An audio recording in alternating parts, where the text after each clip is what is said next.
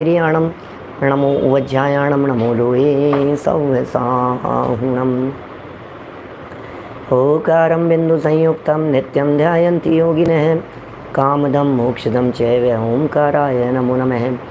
अविरल शब्दगणो विप्रक्षालित सकल भूतलमलकलंका मुनिभिरुपासित तीर्था सरस्वती हरतु नो दुरितान् अज्ञानतिमिरान्धानां ज्ञानाञ्जनशलाकया चक्षुरुन्मिलितं येन तस्मै श्रीगुरुवे नमः। श्रीपरम गुरुवे नमः। परम्पराचार्य गुरुवे नमः। सकल कलुष विध्वंसकं श्रेयसां परिवर्धकं धर्म संबंधकं भव्य जीव मन प्रतिबोधकारकं पुण्य प्रकाशकं पाप प्रणाशकमिदं शास्त्रं श्री संयम प्रकाशनाम ध्येयम् अस्य मूल ग्रंथकर्तारे श्री सर्वज्ञ देवास तदुत्तर ग्रंथकर्तारे श्री गणधर देवा प्रतिगणधर देव तेषां वचनानुसारम् आसाद्य आचार्य श्री कुंतकुंदामनाय आचार्य सूर्यसागरेण विरचितं श्रोतारः सावधानतया शृण्वन्तु। मंगलम भगवान वीरो मंगलम गौतमो गणी मंगलम कुंद कुंदाद्यो जैन धर्मोस्तु मंगलम सर्वमंगल मांगल्यम सर्वकल्याणकारिकं प्रधानम सर्वधर्माणां जैनम जयतु शासनम जैनम जयतु शासनम जैनम जयतु शासनम। संयम प्रकाश नाम का ये ग्रंथ है। आचार्य महाराज सूर्य सागर जी साहब की यह सुंदर रचना। यहाँ ध्यान का प्रकरण चल रहा था और ध्यान का प्रकरण चलते चलते आर्त ध्यान, रौद्र ध्यान, धर्म ध्यान में भी विशेष रीति से उन सब के भेद प्रभेदों की चर्चा की और खूब चर्चाएं हुई। उनमें आज्ञा विचय, अपाय विचय, विपाक विचय, संस्थान विचय, इनकी चर्चाएं तो हुई थी और इनके साथ साथ में पिंडस्थ, पदस्थ, रूपस्थ, रूपातीत इन ध्यानों की चर्चा भी अपेक्षित विस्तार से हुई। इस तरह आर्त, रौद्र और धर्म तीन प्रकार के ध्यानों की चर्चा कर लेने के उपरांत एक छोटा सा प्रकरण बीच में दिया गया प्राणायाम के संदर्भ में। और प्राणायाम का प्रकरण देकर के महाराज साहब ने ये कहा कि ये प्राणायाम की चर्चा किन्हीं किन्हीं जीवों को कभी कभी लाभकारी होती है और बहुत सारे लोगों को ये अटकाने में भी निमित्त बन जाती है। एक प्रकार से प्राणायाम की चर्चा करते हुए भी उन्होंने प्राणायाम के निषेध की चर्चा की कि ये बाधक कारण भी बन जाते हैं। आराधना करने वाले जीवों के लिए ये बाधा उत्पन्न करने वाले भी बन जाते हैं। देखिए, फिर इसके तुरंत बाद शुक्ल ध्यान की चर्चा प्रारंभ की। कल हमने आपके बीच में शुक्ल ध्यान किन जीवों के हो सकता है उनकी पात्रता की चर्चा की थी। माने शुक्ल ध्यान के पात्र कौन हैं। तो हमने एक बात तो ये कही कि जो मुनिराज होंगे वे ही शुक्ल ध्यान के पात्र होंगे। इसका मतलब गृहस्थ जीव के शुक्ल ध्यान नहीं हो सकता, ये नियम है। गृहस्थों के शुक्ल ध्यान नहीं हो सकता, मुनिराजों के होगा। मुनिराजों के होगा लेकिन सभी मुनिराजों के नहीं होगा। मुनिराजों के भी वज्र वृषभ नाराज सहनन जरूरी है। जिन जीवों के जीवन में वज्र वृषभ नाराज सहनन होगा उन्हीं जीवों के ये शुक्ल ध्यान के चार भेद होने की संभावनाएं हैं। चलो फिर एक बात कही इसी के साथ में कि ठीक है, ये बात तो हमारे समझ में आ गई, इतनी बात तो हमारे गले उतर गई। 11 अंग 14 पूर्व का पाठी भी होना चाहिए। अब कितनी कितनी शर्तें लगा दी है। 11 अंग 14 पूर्व का पाठी हो, मुनि हो, वज्र वृषभ नाराज सेनन वाला हो और चारित्र की पूर्ण शुद्धता वाला हो। जब तक इन कसौटियों के ऊपर कोई जीव खरा नहीं उतरेगा तब तक वो शुक्ल ध्यान प्राप्त करने का अधिकारी नहीं होगा। इसका मतलब शुक्ल ध्यान जो भी होता है, जिसके भी जीवन में होता है, उस जीव के जीवन में इतनी पात्रताएं तो होती ही होती है। वो जीव शुक्ल ध्यान धारण करने का, शुक्ल ध्यान अपने जीवन में प्रकट करने का अधिकारी होता है। अब आगे शुक्ल ध्यान के आपने ये कहा कि भाई चारों प्रकार के शुक्ल ध्यान उसके हो सकते हैं हर्षवर्धन जी साहब। तो अभी चारों प्रकार के शुक्ल ध्यान हो सकते हैं। तो फिर हमारा प्रश्न आपसे है कि यदि 4 प्रकार के शुक्ल ध्यान हो सकते हैं तो वो कौन से हैं 4 प्रकार के शुक्ल ध्यान, उन 4 प्रकार के शुक्ल ध्यानों का क्या स्वरूप है। बड़ी मार्मिक चर्चाएं, जानने योग्य हैं, प्रयोजनभूत हैं। हमारे जीवन में जब होगा तब होगा, और नहीं होवे तो भी ज्ञान तो ज़रूरी है। आप समझने की चेष्टा करना। यहाँ ज्ञान की प्रमुखता से चर्चा चल रही है कि साहब कई लोग ऐसा कहते हैं, जानोगे नहीं तो गुणस्थानों पर चढ़ोगे कैसे, आपको गुणस्थानों पर चढ़ने के लिए आपको गुणस्थान जानने तो पड़ेंगे। नहीं भाई, ऐसा नहीं होता है। विपुल भाई गांधी जी नाते पुते से, ऐसा नहीं होता है। गुणस्थान चढ़ने के लिए गुणस्थान जानने पड़े, ऐसा नहीं है। बिना जाने हुए भी ये जीव गुणस्थानों के ऊपर चढ़ता है, चढ़ सकता है। गुणस्थानों को पर चढ़ने के लिए गुणस्थानों का जानना जरूरी नहीं है। प्रकरण चल रहा है शुक्ल ध्यान के संदर्भ में, तो ये भेदों को जानना जरूरी है क्या? कि बिल्कुल ज़रूरी नहीं है। जो जीव शुक्ल ध्यान पर चढ़ते होंगे, कोई ज़रूरी नहीं है कि उन जीवों को शुक्ल ध्यान के नाम पता हो। शुक्ल ध्यान के नाम पता नहीं है और शुक्ल ध्यान चढ़ रहे हैं कि हाँ, चढ़ जाता है। हमारे महापंडित टोडरमल जी साहब ने अंधा व्यक्ति मिश्री खाए और आँखों वाला खाए, ऐसा एग्जाम्पल दे करके चर्चा की है। कोई बात नहीं, पता नहीं, अरे पता लगा करके करना क्या है। नहीं पता लगा तो नहीं लगा, उससे कुछ फ़र्क नहीं पड़ता है। लेकिन फिर क्यों पढ़ना साहब? यदि ये ज़रूरी नहीं है तो फिर इतना पढ़ने की प्रेरणा क्यों दे रहे हो? हमें क्यों पढ़ा रहे हो? हमें क्यों नाम याद करा रहे हो? हमें क्यों बतला रहे हो? भैया, इन बातों को जानने समझने में यदि उपयोग लगाया जाता है तो परिणामों में निर्मलता होती है, मंद कषाय रूप भाव होते हैं, भावों की विशुद्धि होती है, शुद्धि की वृद्धि होती है, आनंद आता है, जीवन पवित्र और निर्मल बनता है, एक अलग प्रकार की विशुद्धि डेवलप होती है। मैं कहता हूँ चारों अनुयोगों में से सर्वाधिक परिणामों की विशुद्धि यदि किसी अनुयोग में होती है तो उसका नाम है करणानुयोग। करणानुयोग में सबसे ज़्यादा परिणाम निर्मल होते हैं।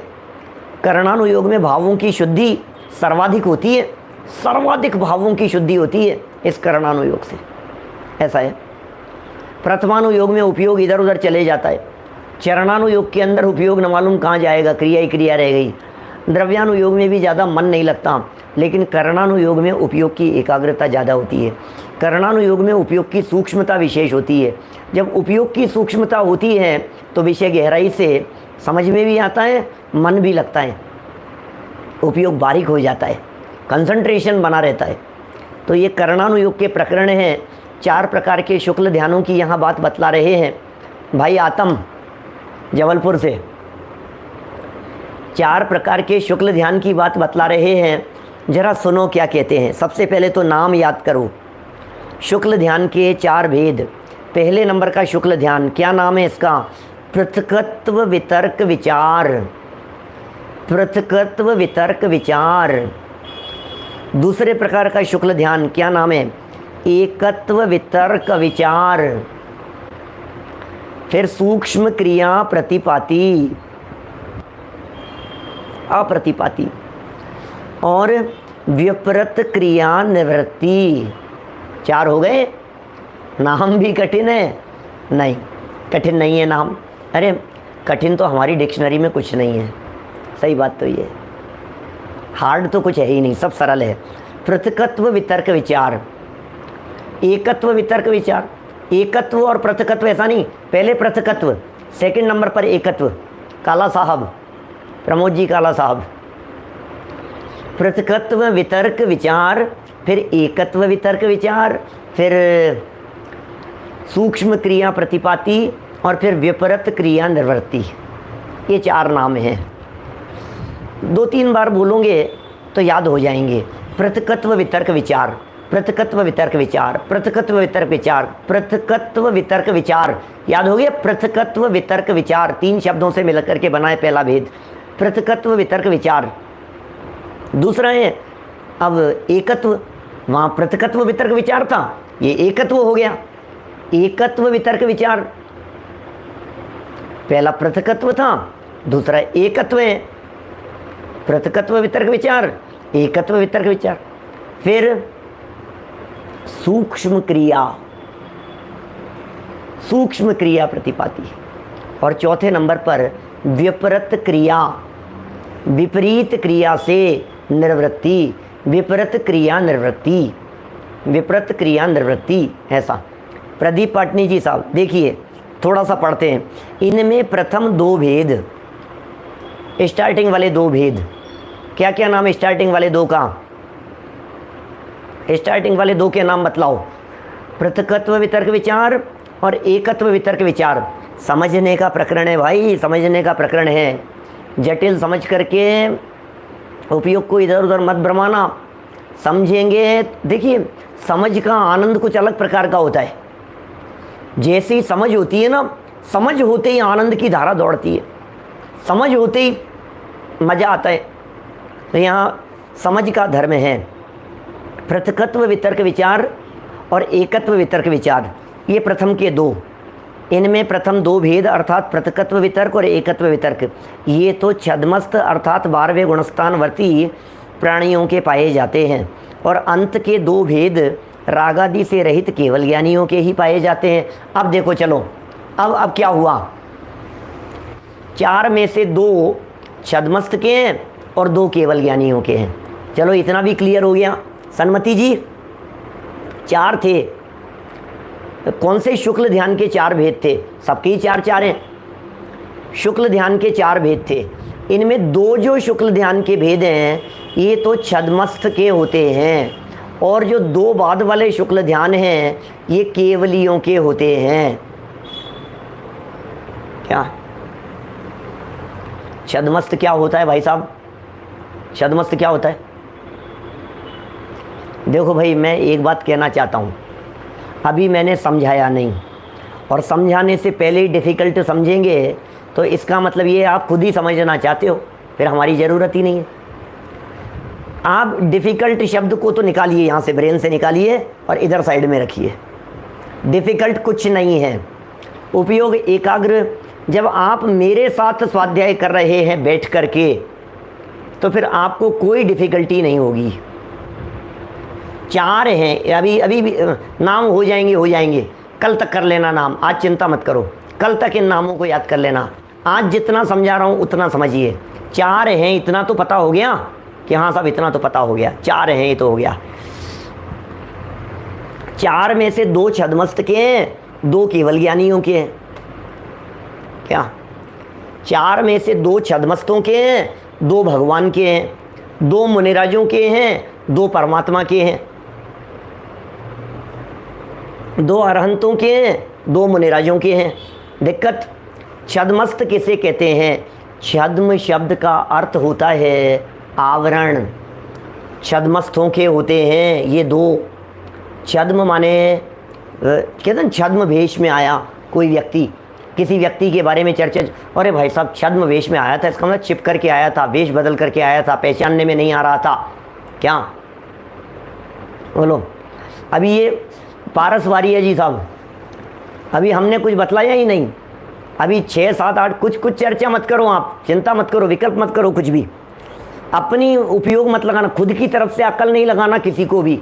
खुद ने लगाई तो फिर हमारी डबल प्रॉब्लम हो जाएगी। माने एक तो आपकी गलत चीज़ को निकालना पड़ेगा, साफ करना पड़ेगा, और एक सही चीज़ देनी पड़ेगी, तो डबल हो जाएगा। अपनी स्लेट को ब्लैंक रखो, ऐसा मान करके बैठो कि मुझे कुछ नहीं आता, और अब समझो सिर्फ। क्या 2 होते हैं मुनिराज के और 2 होते हैं भगवान के। कौन से मुनिराज के होते हैं? शुक्ल ध्यान, बोले श्रेणी चढ़ने वालों के होते हैं। कौन से मुनिराज के होते हैं? वज्र वृषभ नाराज सेनन वालों के होते हैं। कौन से मुनिराज के होते हैं कि जो 11 अंग 14 पूर्व के पाठी होते हैं? कौन से मुनिराज के होते हैं जो विशुद्ध चारित्र वाले होते हैं? ये सब अपन ने जो 4 शर्तें लगाई थी ना, 3-4 कल जो बतलाई थी, वो सब उन मुनिराज के ये 2 होंगे। और नियम है, क्रम है इनका। देखिए आर्त ध्यान में तो कोई हो और कोई नहीं हो, ऐसा हो सकता है पारस जी साहब। आर्त ध्यान में तो किसी के इष्ट वियोग हो गया, किसी के अनिष्ट संयोग हो गया, किसी के पीड़ा चिंतन हो गया, किसी के निदान हो गया, है ना। इसी तरह से रौद्र ध्यान में भी, रौद्र ध्यान में क्या होगा?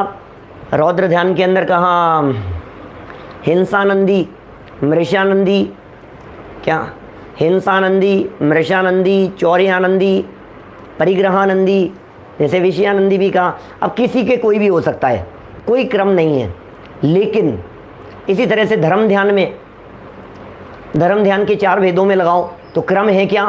आज्ञा विचय, अपाय विचय, विपाक विचय, संस्थान नहीं, कोई भी कुछ भी हो सकता है, कुछ भी हो सकता है। लेकिन शुक्ल ध्यान में सिस्टम है, शुक्ल ध्यान में सिस्टमेटिक चलेगा, शुक्ल ध्यान सीक्वेंस में चलेगा।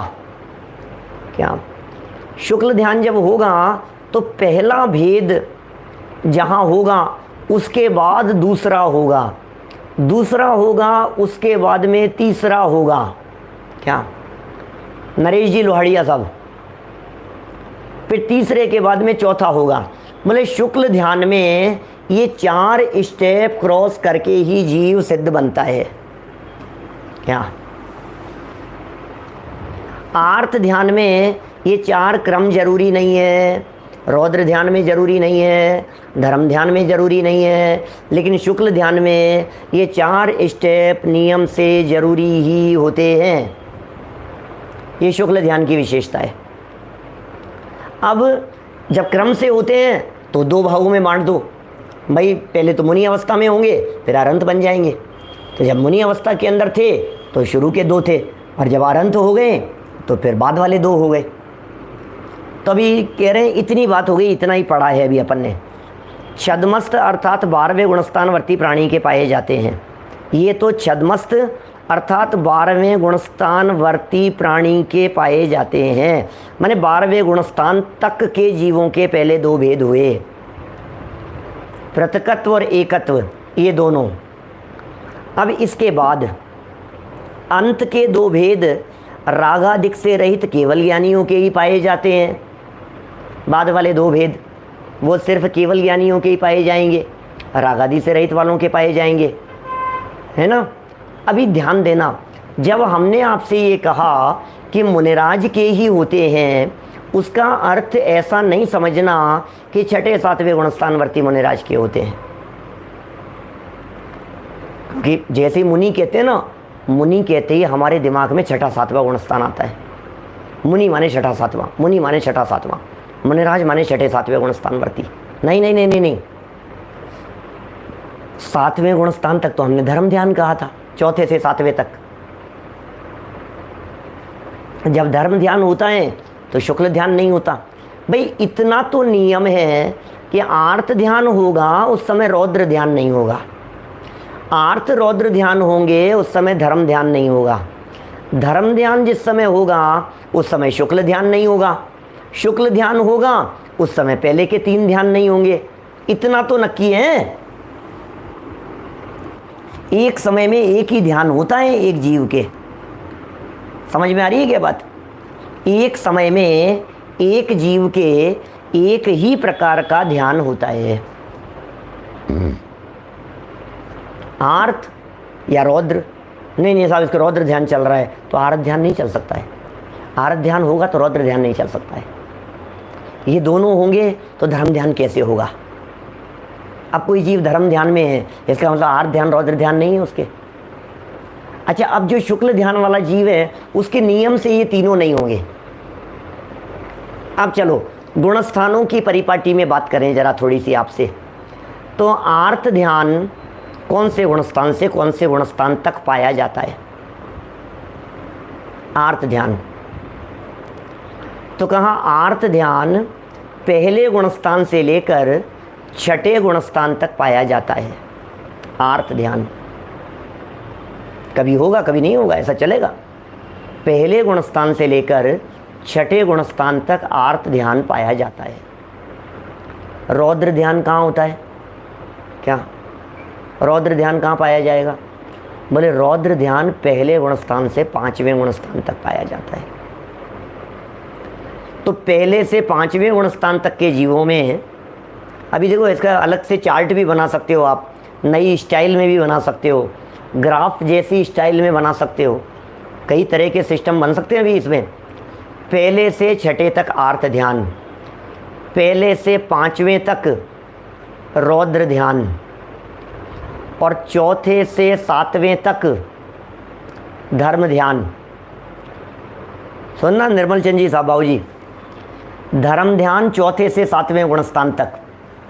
अब मेरा प्रश्न, पांचवें गुणस्थान वर्ती के कौन कौन से ध्यान हो सकते हैं?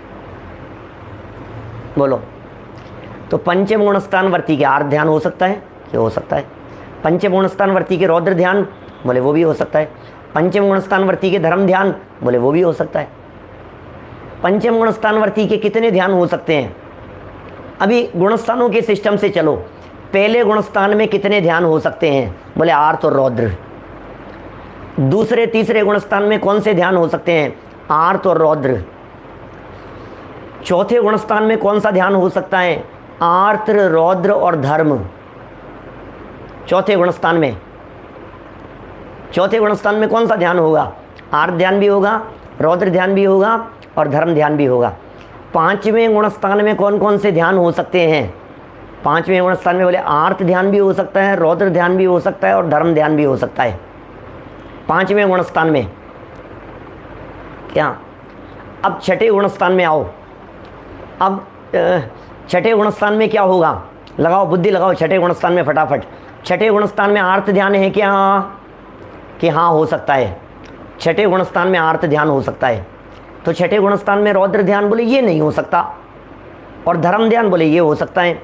इसका मतलब छठे गुणस्थान में आर्त ध्यान और धर्म ध्यान, ये दो ही ध्यान हो सकते हैं छठे गुणस्थान में। आर्त ध्यान और धर्म ध्यान ये दो हो सकते हैं छठे गुणस्थान में। सातवें गुणस्थान में आ जाओ। सातवें गुणस्थान में क्या होगा? बोले सातवें गुणस्थान में आर्त और रौद्र दोनों नहीं होंगे, अकेला धर्म ध्यान होगा सातवें गुणस्थान में। सातवें गुणस्थान में अकेला धर्म ध्यान होगा। वाओ, सातवें गुणस्थान में सिर्फ धर्म ध्यान होता है। Very nice. अब देखो, क्योंकि कंपैरिजन हो गया ना, कई गुणस्थान ऐसे हैं जिनमें अलग अलग तरह के कहाँ कौन कौन से ध्यान हो सकते हैं। बनाओ इस तरह का ग्राफ बनाओ, चार्ट बनाओ। अरे मज़ा आता है, थोड़ी सी एक्सरसाइज करो, उपयोग को लगाओ। अरे साहब मैडम मेरे से तो उपयोग लगता ही नहीं है। अरे तो तू इधर से उपयोग को बचा करके कहाँ ले जाएगा? विषय विषय से उपयोग को निकाल और उपयोग को इधर धर्म ध्यान में लगा, धर्म चिंतन में लगा, वस्तु स्वरूप के विचार में लगा। और आगे बढ़ो यहाँ से।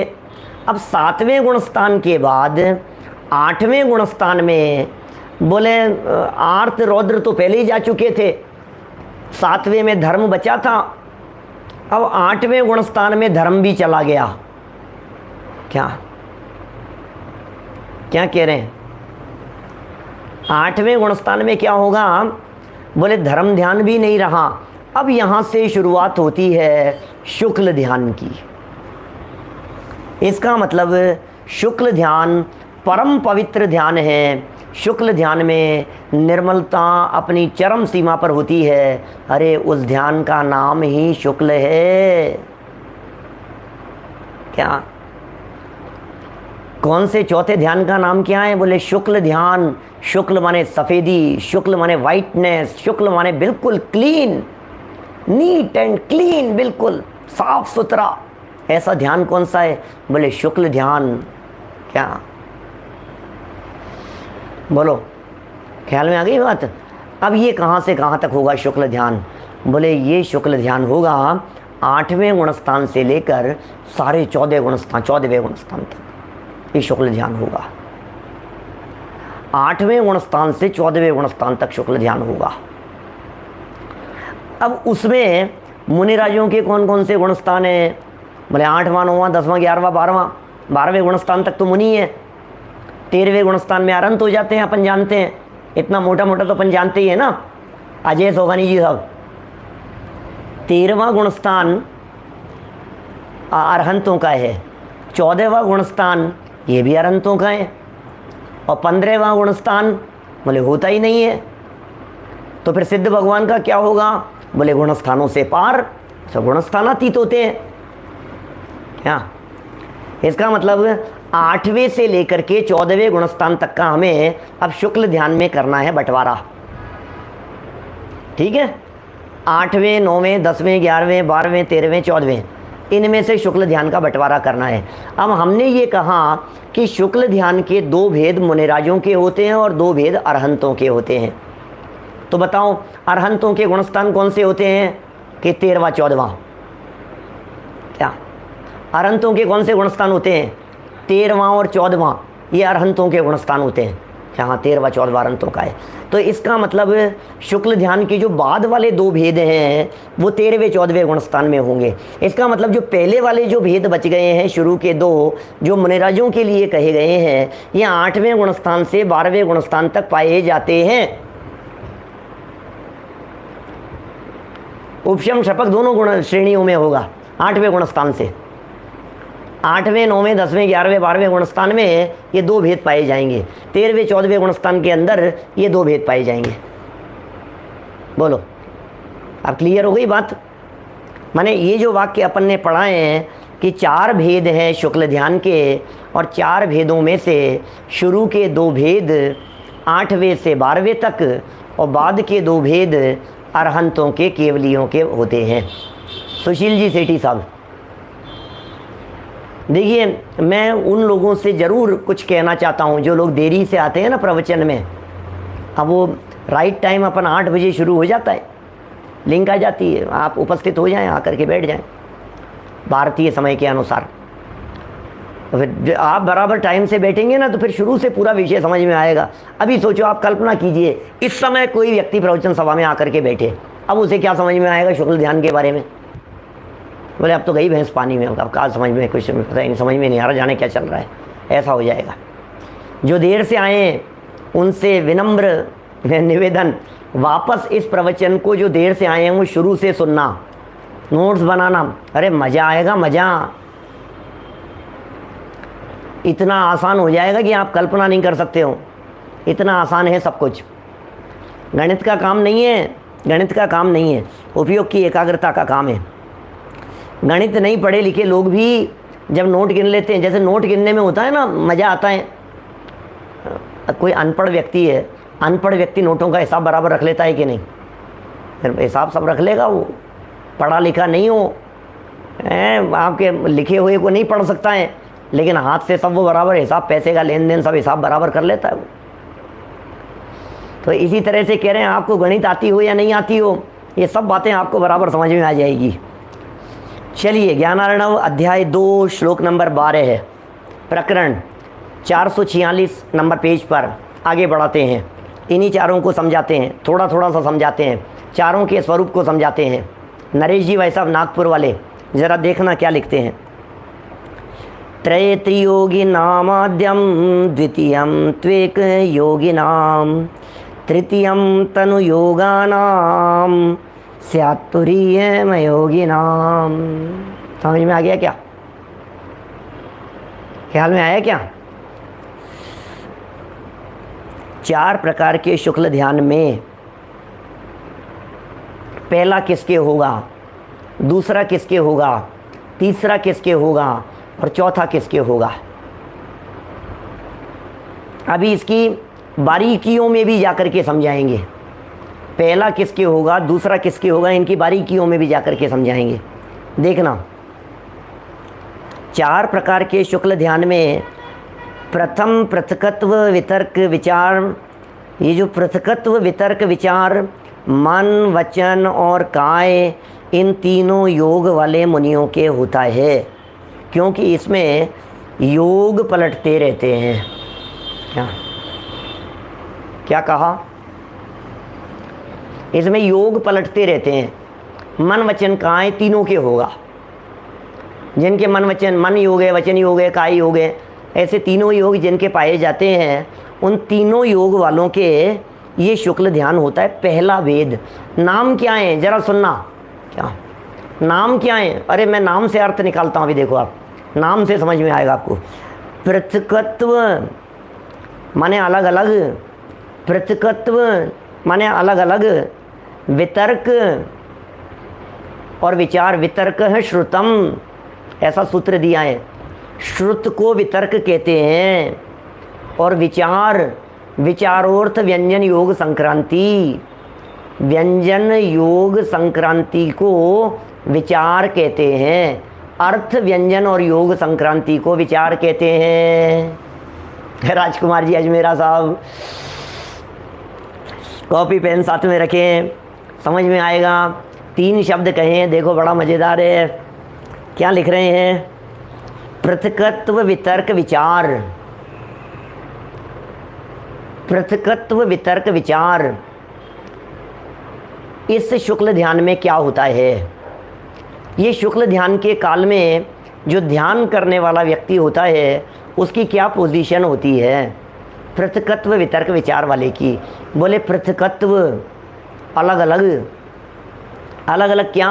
मन भी है, वचन भी है, काय भी है, व्यंजन भी है। व्यंजन माने शब्द, अर्थ भी है, द्रव्य गुण पर्याय। तो पृथकत्व माने अलग अलग, वितर्क माने श्रुत ज्ञान का, विचार, विचार माने विचार कहते हैं बदलने को, जो बदलता है उसे विचार कहते हैं। विचार का अर्थ है संक्रांति। क्या महावीर जी टोकर साहब क्या कह रहे हैं? पृथकत्व वितर्क विचार, पृथकत्व वितर्क विचार। फिर कहता हूँ, अरे पक्का कर लो, मज़ा आएगा। पृथकत्व माने अलग अलग अलग अलग अलग, इसका नाम है पृथकत्व। ये कुछ था, फिर ये कुछ हो गया, फिर और कुछ हो गया, फिर और कुछ हो गया, इसका नाम है पृथकत्व।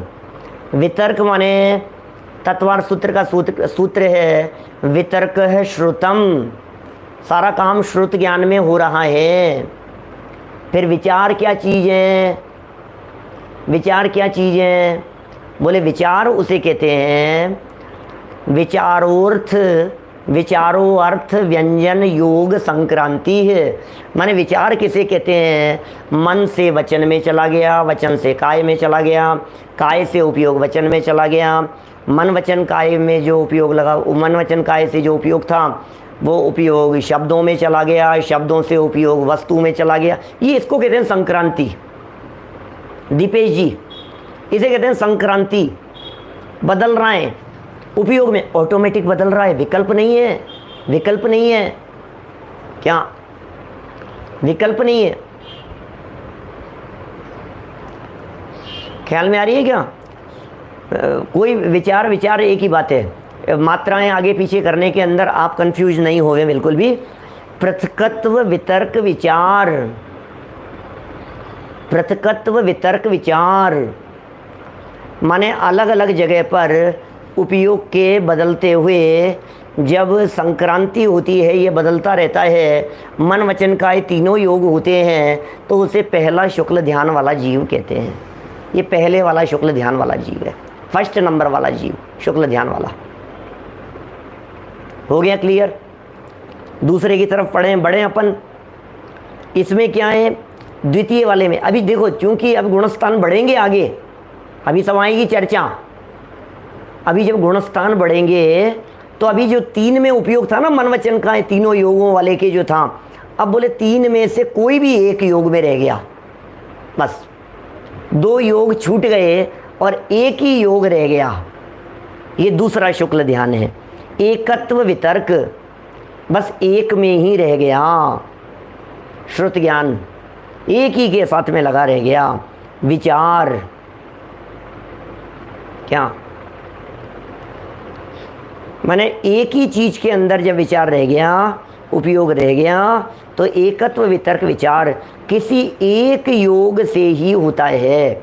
या तो मन योग से होगा, या वचन योग से होगा, या काय योग से होगा। ये ध्यान ठीक है, क्योंकि इसमें योग नहीं पलटते। पहले वाले शुक्ल ध्यान में योग बदल रहे थे, दूसरे वाले शुक्ल ध्यान में बोले योग बदलते नहीं हैं। पहले वाले शुक्ल ध्यान में योगों का परिवर्तन था, दूसरे वाले शुक्ल ध्यान में योगों का परिवर्तन नहीं है। क्या समझ में आ रही है क्या बात? पहले शुक्ल ध्यान में योगों का बदलाव, दूसरे शुक्ल ध्यान में बदलाव होता ही नहीं है, सिर्फ एक ही योग रहेगा। तो ये दूसरा हो गया। फिर तीसरा, तृतीय सूक्ष्म क्रिया प्रतिपाती केवल काय योग वाले के ही होता है, क्योंकि केवली भगवान के काय योग मात्र ही की सूक्ष्म क्रिया है, शेष 2 योगों की क्रिया नहीं है। केवलियों के मन योग भी नहीं है, केवलियों के वचन योग भी नहीं है, केवलियों के अकेला काय योग है। अनंत भगवान का अकेला एक स्थान से दूसरे स्थान पर विहार होता है, शरीर उठता है, शरीर बैठता है, शरीर से गमन होता है, तो काय योग रह गया उनके मात्र, मन और वचन नहीं है। अब वापस सुनो, और चौथे नंबर वाला जो होगा उनके काय योग भी नहीं रहा, अब अयोग हो गया। अभी वो जो संकल्प विकल्प विचार, जो विकल्प आते हैं, जो विचारों में बदलते हैं, अभी वो प्रकरण अलग प्रकरण है इस प्रकरण से। यहाँ उस तरह के अर्थ इस जगह पर अप्लाई नहीं होंगे, इसलिए उन सब प्रकरणों से दूर हटकर यहाँ जो विचार का अर्थ संक्रांति किया जा रहा है, बस उतना ही अर्थ समझिए। यहाँ जो विचार शब्द का अर्थ किया है उमा स्वामी आचार्य देव ने, ध्यान के प्रकरण में जो विचार का अर्थ किया है भाई मोक्ष, यहाँ ध्यान के प्रकरण में जो विचार का अर्थ किया है वो विचारोर्थ व्यंजन योग संक्रांति। विचार किसे कहते हैं? अर्थ व्यंजन और योगों की संक्रांति को विचार कहते हैं। संक्रांति माने बदलना। संक्रांति क्या होता है? ये कोई मकर संक्रांति की थोड़ी ना चर्चाएं। मकर संक्रांति होती है, कर्क संक्रांति होती है, संक्रांति का वहाँ भी बदलना ही है। सूर्य का एक राशि से दूसरी राशि में बदल जाना उसे संक्रांति कहते हैं। साल में 12 संक्रांति होती है एक साल में, क्योंकि सूर्य 12 महीनों में 12 राशियों में हर एक महीने के अंदर राशि बदलता है सूर्य, तो संक्रांति होती है। वो एक राशि से दूसरी राशि में चला गया, उससे उसमें चला गया।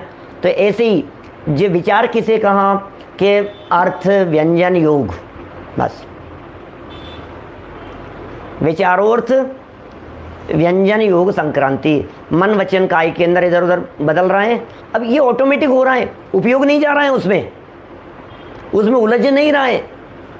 उपयोग तो आत्मा में ही है। अरे क्या बारीक बात है समझना, उपयोग तो आत्मा में ही है, आत्मा से निकल करके बाहर आया नहीं है। शुक्ल ध्यान वाले के, हाँ, शुक्ल ध्यान वाले के उपयोग आत्म स्वभाव से निकल करके तो बाहर आया ही नहीं है।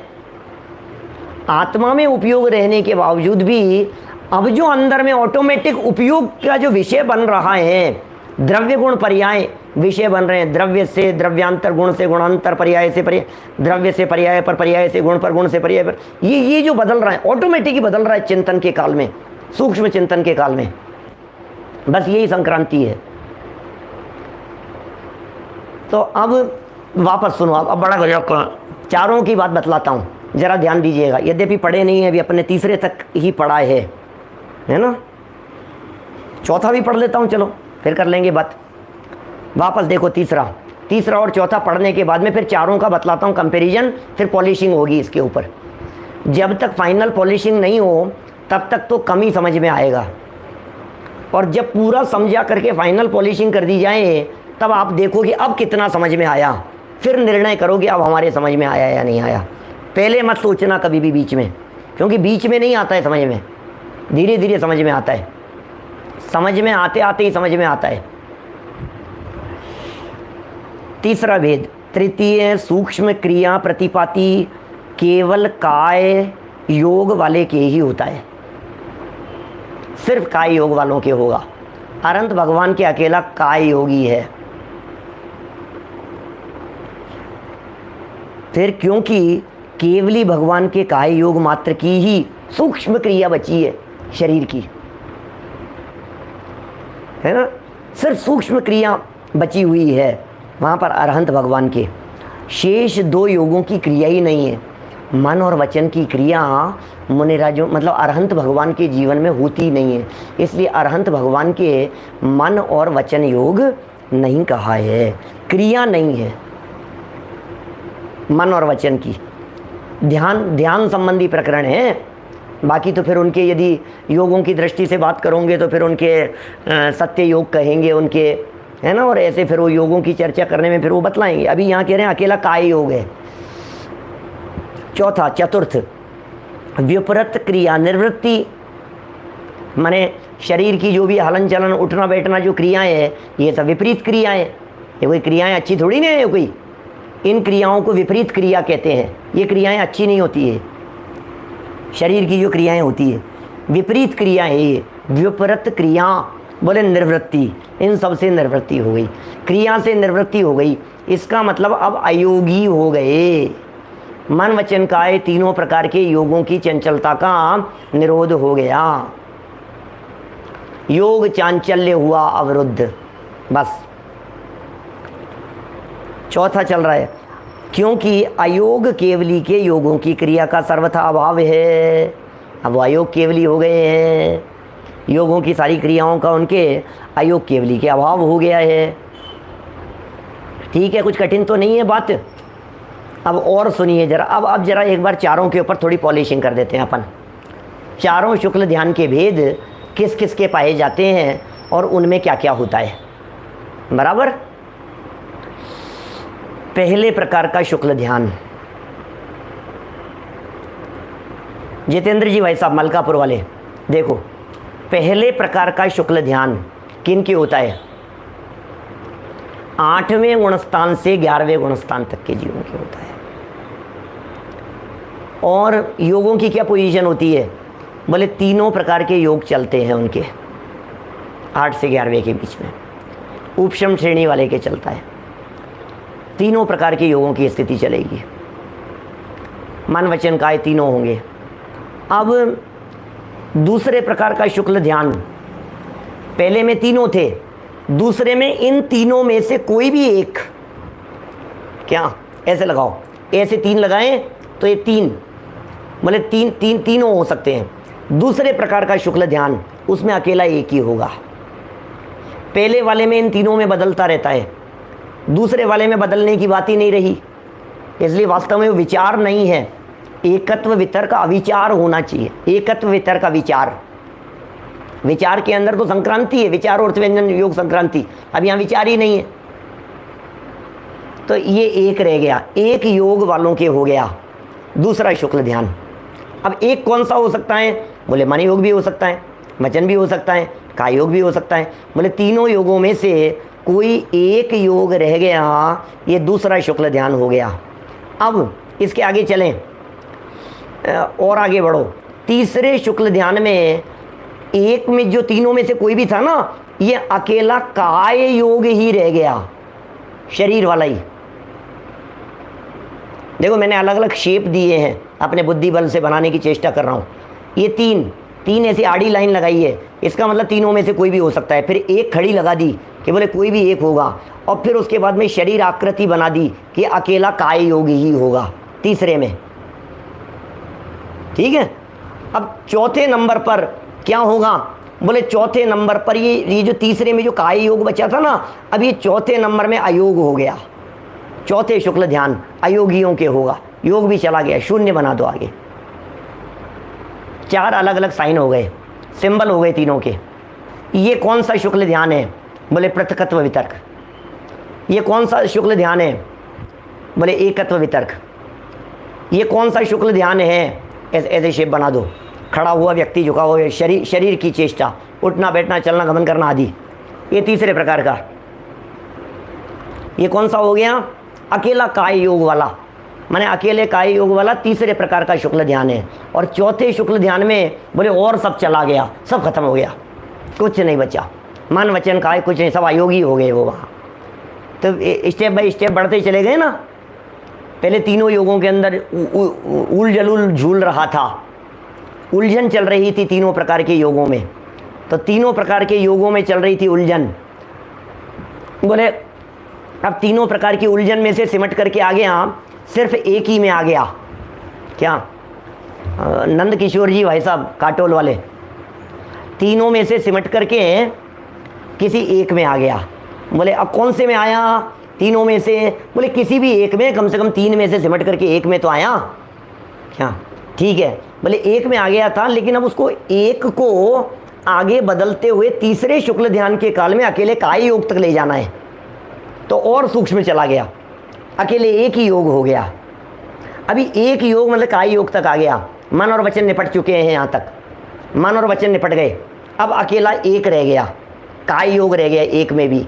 अब इस काय से भी निवृत्ति प्राप्त करनी है, तो काय योग से भी निवृत्ति हो गई। अब 14वां गुणस्थान बोले शून्य, अयोगी हो गया, अयोगी गुणस्थान में।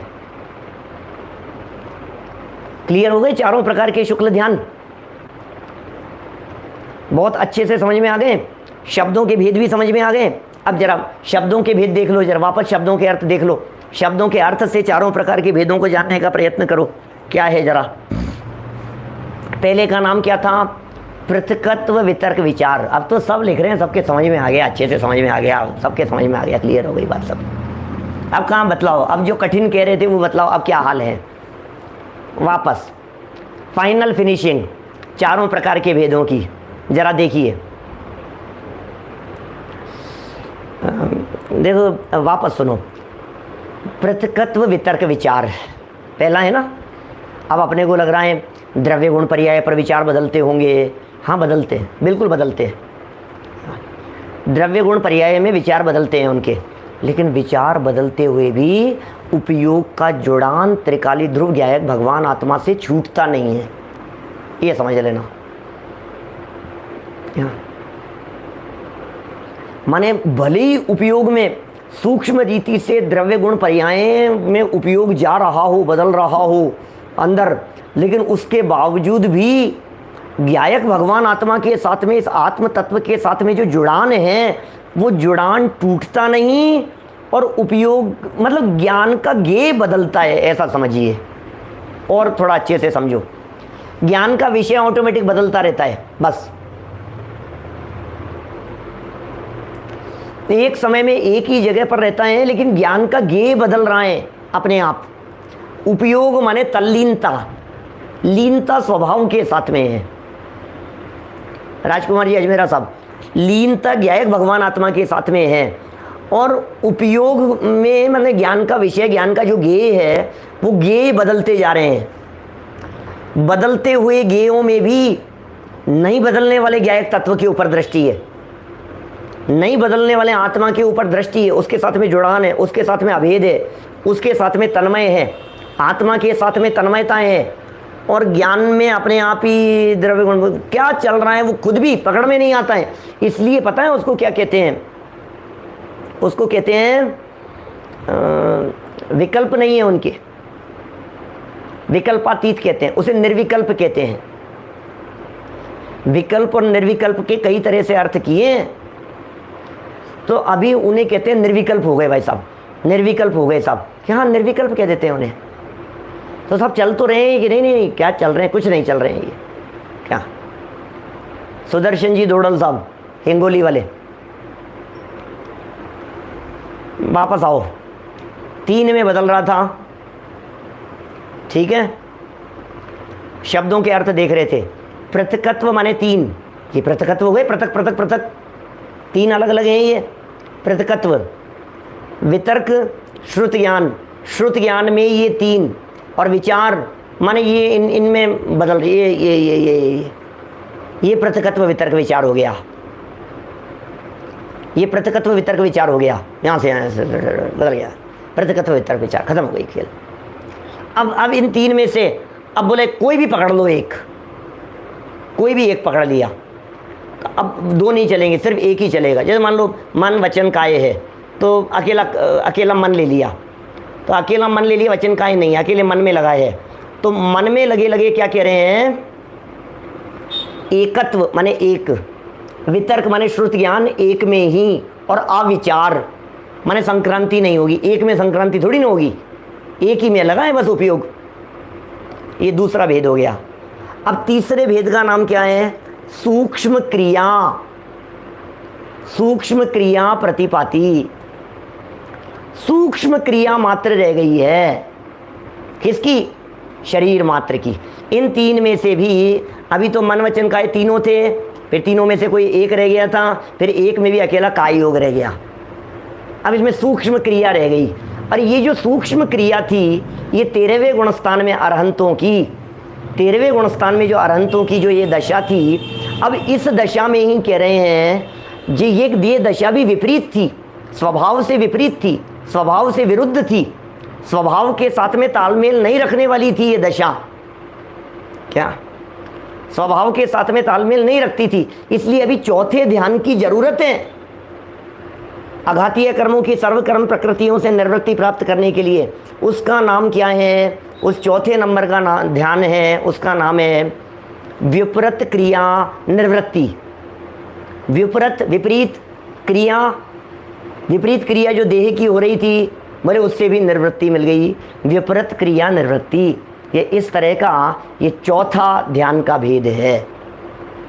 इस तरह है ये शुक्ल ध्यान के जो 4 भेद हैं, इन 4 भेदों की चर्चा हमने आपके बीच में कर ली है। और मैं ये समझता हूँ कि इससे ज़्यादा और इन 4 ध्यानों के संदर्भ में क्या समझाया जा सकता है। इनके संबंध में और कुछ थोड़ी थोड़ी विशेष बातें बची है, उनकी चर्चा फिर कल हम यथा समय करेंगे। अभी की बात को यहीं विराम देते हैं। जो लोग देरी से आते हैं उनसे फिर अंत में कहना चाहता हूँ, समय से यदि आप 8 बजे आकर के बैठेंगे, राइट टाइम यदि आप आकर के बैठेंगे तो फिर पूरा विषय आप लोगों के, क्योंकि कितनी बातें होती है, स्टेप बाय स्टेप बढ़ता चला जाता है विषय। शुरू से नहीं सुनोगे तो फिर लास्ट में एकदम कुछ बातें कठिन जैसी लगने लगती है। जो देरी से थे वे आज के इस विषय को दोबारा सुने, जो वापस रिफ़्रेश करना चाहते हैं वे भी इस विषय को दोबारा सुने, अवश्य ये सब बातें समझ में आएगी। रात्रि में 10 बजे पारस टीवी के ऊपर जो प्रवचन चल रहे हैं वो यथावत है। और कल से हमने नए चक्र के ऊपर नयों को समझने के लिए एक नई कक्षा प्रारंभ की है, दोपहर में 4:30 बजे लाइव चलती है। नया विषय नए ढंग से वापस पढ़ा रहे हैं, तो आप उसका लाभ ले सकते हैं। सुबह 9:20 पर जो चलता है वो यथावत है। अभी जनवाणी स्तुति। निज निधि निज में बताई, यह अनंत उपकार है, उसके लिए जिनवाणी माँ को वंदना शत भारे, वंदना शत भारे। नमो अरिहंताणम, नमो सिद्धाणम, नमो अय्यरियम।